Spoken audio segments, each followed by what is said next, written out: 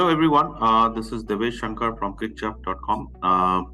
Welcome to my channel. After a long break, I've again started taking interviews, and I'm going to begin with a very interesting initiative taken by Emerald. And this is all about fun cricket. We are not talking about any serious cricket, anything which is going to affect the Cricket Canada. This is about the fun involving you, yourself, your family, and living up your dream, and also making up, getting involved in something which is healthy in nature, right? So let's welcome Last Man Stand Director in Canada, Mr. Emerald, who is also a lecturer in BC University of British Columbia. He's a very talented guy, young guy, so I'm very pleased to have him with me today. So welcome, Emerald. Thank you so much, Divesh bhai. Thank you so much for doing this. We follow your writings and everything a lot, right? And we get very excited to meet passionate people like you. Thank you very much for your kind word. So, Emerald, let me begin with asking this one: that what does Last Man Stands? Can you briefly describe for the people who are not aware about this initiative? So Last Man Stands started in 2005 in UK, long time ago. Mhm. And fast forward now, we have more than 200,000 cricketers in 160 plus cities all around the world. Mhm. So, and the games are played under some unique rules under Last Man Stands. Those are also trademarked by them. Mhm. So about 20% of the rules are similar to ICC, but 80% rules are actually different. For example, the game finishes in 2 hours. So it's very, Mhm. very flexible and exclusive for, let's say, cricketers, especially like me who has a family, right? Mhm. And the game's a 100-ball game. It is actually the original 100-ball game before ECB also started it. Mhm. Uh, and then games 5 over per game, and there are so many other rules. 8 players plays at a time. Mhm. And that's why you get the maximum physical benefit when you play this game, because if you have 6 fielders only around you, so everyone needs to run. And there are also some rules we have borrowed from baseball to make the game more interesting. This is why we have grown so much. So, what is this Last Man Stand? But it means Oh, that yeah. it's unlike formal cricket where batting is in pair, right? So is it that you can bat alone if everyone Yes, is? exactly. So I forgot to mention the most important thing, No, which is go ahead. connected to our name. The Yeah. last guy can bat themselves and they can actually win the game. This is why we had our brand ambassador, AB de Villiers, because he had batted with tail many times and he won the game single-handedly. He became our global ambassador in 2021. So Mm-hmm. what happens, let's say you're the last person, you can bat by yourself, but you can only run for 2, 4, or 6. Oh, okay. Yeah. 2, 4, and 6. So you have to run. Yes. Yeah. So a lot of running and a lot of physical exercise, right? For Exactly. 4 and 6 you have to hit, but you cannot take single. You have to go and come back again to oh, score 2 runs because okay, there is no one else on the other side with you. okay, okay. Uh, Tell me something. Coming back to you and yourself, right? What is that what inspire you to bring that franchisee in Canada? Like you are like a happy settled man, teaching young students in a University of British Columbia, and if I'm not wrong, you teach finance and Yes. economics, right? Finance and economics, yeah. So what is that inspired you to bring this very good initiative to Canada? So since childhood, Divesh bhai, I have played cricket, right? So I was trained and played. There is a school level cricket called Nirman back home in Bangladesh, where I'm originally from. Hmm. So I played there, and I always struggled between juggling my studies and cricket. And but that time Bangladesh wasn't playing that well, so my dad sat down with me once and he said, Emrul, like, just choose one that you can get very good at. I want you to very good at this. Then I realized with my bad eyesight I cannot be a professional cricketer, so let's choose a study. So I did pretty well, did my PhD from Simon Fraser University after coming here, and then joined UBC as an econ prof. But since 2015 I'm playing for local club here, which is Bengal Tigers Cricket Club, which has Hmm. been there for more than since 1998. It's a very, very old club, plays under BCMCL here. But what we have seen in many teams, especially the minority focused teams here, have many players, but they don't have enough teams in the league, because league have restrictions. For example, we have close to 60 players in our club, but we only have 2 teams in the league. That means I cannot accommodate 38 people, every week. So that's why I thought, it's a good idea to bring it. And every single club have that issue where they have extra surplus players, amateur players, by the way. I want to be very careful. Amateur players who do not have a lot of opportunities to play, especially even if you're a professional, and the moment you get married or have kids, you really can't play cricket longer version anymore, especially on weekend. Yeah. So that was my main motivation to do this. And because I was also an international student, Divesh Bhai, so I've seen international students from South Asia and other countries where cricket playing countries are actually very alone, when they come here. So we're trying to give them this opportunity to play with their buddies. And it's as you said at the beginning, it's mostly recreational. It's not really at professional level. Even professional players are not even allowed in our league unless you retire. Okay. So that is the basic criteria. You cannot play for Canada as well as play for last man stands. Okay. So that is that. Then I am not eligible, right? No, you are retired. If you play for, if you're retired, we are allowed, because Neil McKenzie playing now because he's retired, right? Neil McKenzie, from South Africa, he plays. Consistently and literally, no cricketers retire as such, right? Everyone, from their heart, is they ask anyone, they say, no, I'm not retired. I'm still trying. I'm still trying. Yeah, that's well. So that is a joke part. Tell me something about your foundation, because I learned that you have also set up some kind of foundation to help other cricketers and the clubs and the people who are in need to, for help. So tell me something about that. Yeah, we have identified some, we call them EDG, equity deserving groups. Mm-hmm.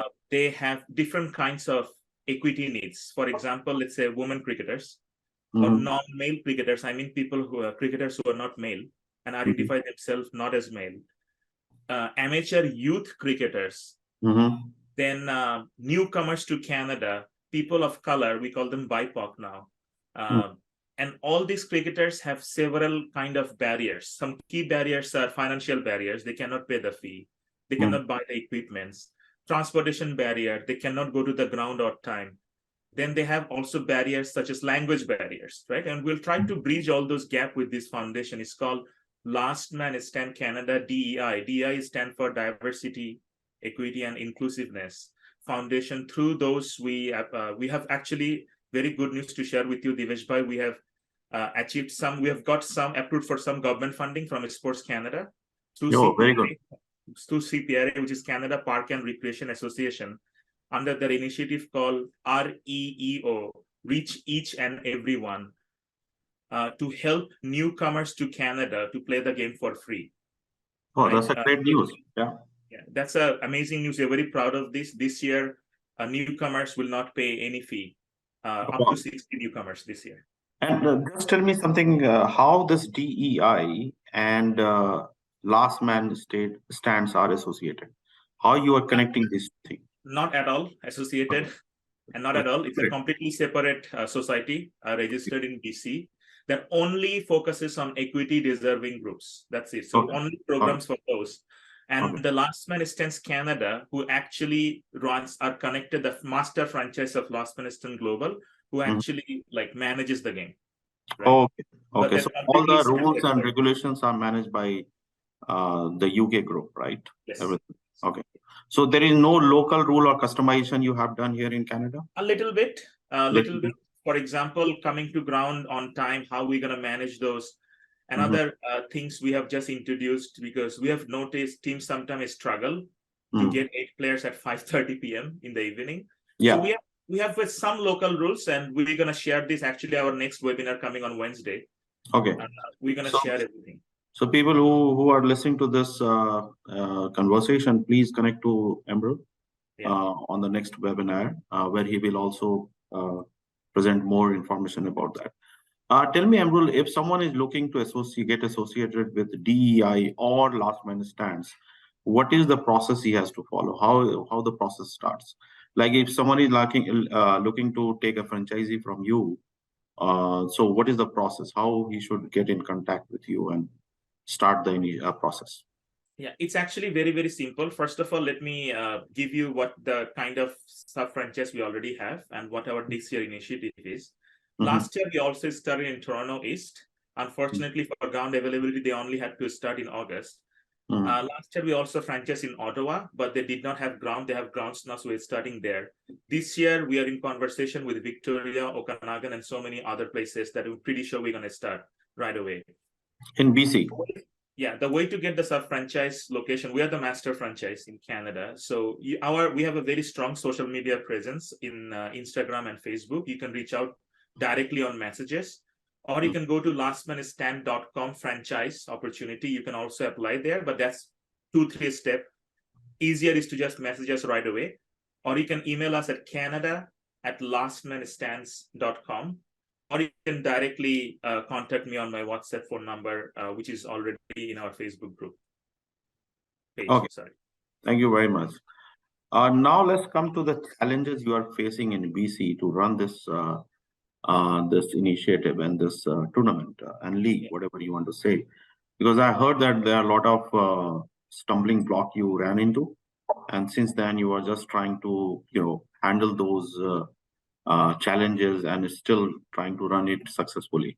So tell me something about those challenges and how you are coping up with that. Yeah.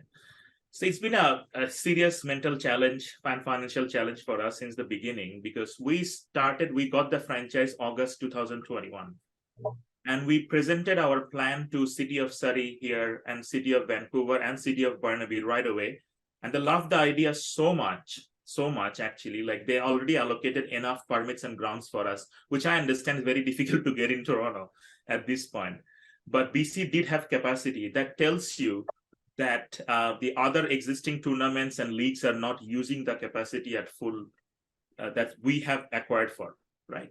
And then City of Surrey actually loved the idea so much because, look, we are more inclusive, right? If a game finishes in 2 hours, it's more recreational. There are less fight. I cannot tell you even one instance of fight last year where we had more than 200 players in our first year in Canada playing across 150 plus games, and we had absolutely no fights and no issues. Because it's recreational, people already understand I'm coming for fun to have a full workout in 2 hours.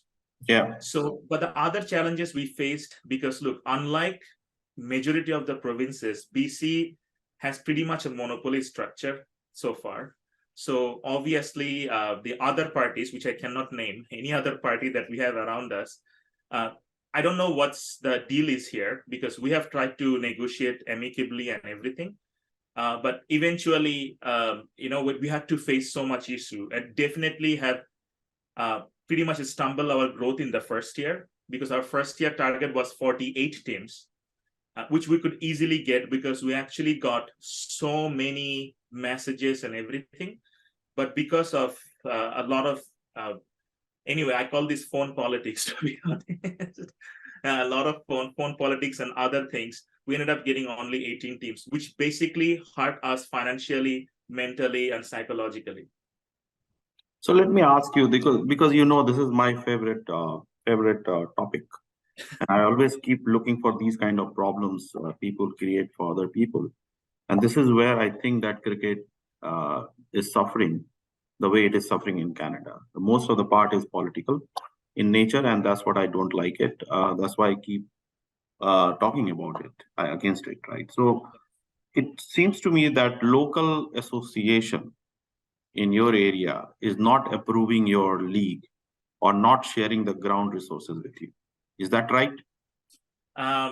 Yes. In simple answer, yes. We're still in contact. Yeah, we're still in contact. We're trying without taking any name, is it right to say that you can go directly to city and resolve this, or it is not possible?